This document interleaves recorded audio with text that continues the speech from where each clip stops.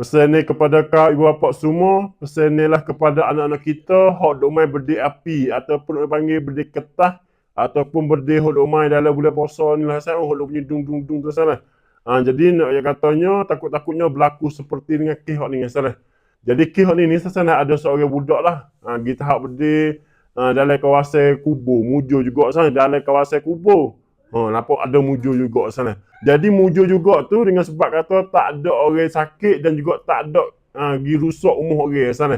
Cuma kan rusak tanah kubur tu lah sana. Mujur jugalah di kawasan tu ada orang duduk gelewak juga sana. Lalu tu lah cepat dia nak mapuh api tu. Tidak-tidaknya narak siapa habis ke masjid tu nah tak ada basa-basa sana. Pakat-pakat jagalah anak cucu kita sana duk main berdil tu. Jaga sikit. Jangan duk main tahap dalam kawasan hutan sebab tolong ini duduk dalam musim marah sana. Upuk dia kering sungguh-sungguh sana.